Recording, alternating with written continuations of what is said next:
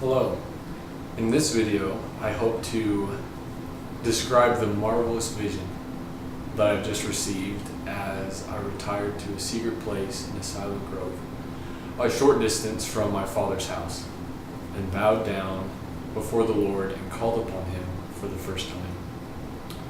Today is a beautiful, clear day in the spring of 1820. In accordance with my determination to ask of God, I retired to the woods this morning to make the attempt.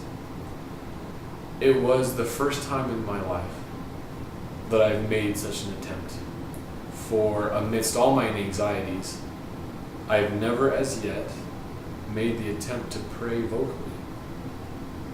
I went where my father had a clearing, to the stump where I had stuck my axe when I had quit work.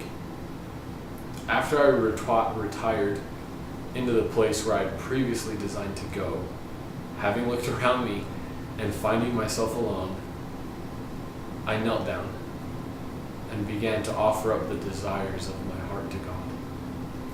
I had scarcely done so when immediately I was seized upon by some power, which entirely overcame me and had such astonishing influence over me as to bind my tongue so that I could not speak. My tongue seemed to be swollen in my mouth so that I could not utter. I was severely tempted by the powers of darkness which endeavored to overcome me. I heard a noise behind me, like some person walking towards me. I strove again to pray, but could not. The noise of walking seemed to draw nearer. I sprung to my feet and looked around, but saw no person or thing that was calculated to produce the noise of walking. My attempt to pray seemed fruitless, but I continued to seek for deliverance. The adversary made several strenuous efforts to cool my ardent soul. He filled my mind with doubts and brought to mind all manner of inappropriate images to prevent me from obtaining the object of my endeavors. Thick darkness gathered around me, and it seemed to me for a time as if I was doomed to sudden destruction. I knelt again and exerted all my powers to call upon God to deliver me out of the power of this enemy, which had seized upon me. And at the very moment when I was ready to sink into despair and abandon myself to destruction, not to an imaginary ruin, but to the power of some actual being from the unseen world, who had such a marvelous power as I had never before felt in any being. Just at my moment of great alarm, the Lord heard my cry in the wilderness, and darkness gave way from my mind. The dark cloud parted, and I was enabled to pray in fervency of the Spirit and in faith. God came to buoy me up and give new impetus to my failing strength. Light and peace filled my frightened heart. My mouth was opened and my tongue was liberated, and I called upon the Lord in mighty prayer.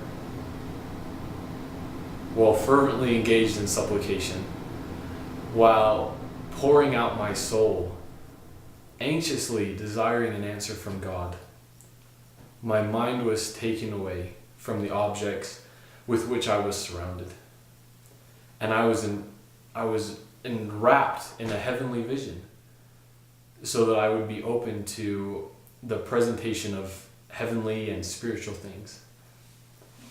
I saw a very bright and glorious light in the heavens above, which at first seemed to be at a considerable distance.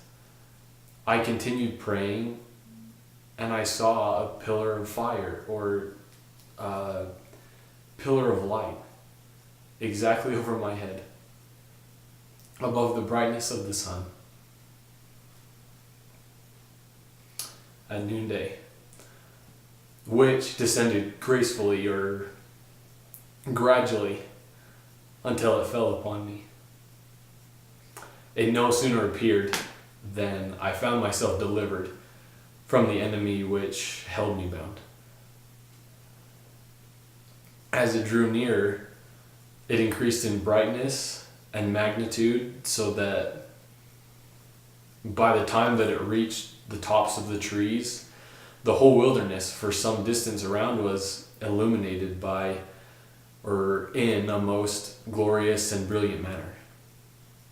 I expected to see the leaves and boughs of the trees consumed as soon as the light came in contact with them, but perceived that it did not produce that effect. I was encouraged with the hopes of being able to endure its presence. When the light rested upon me, it produced a peculiar sensation throughout my whole system.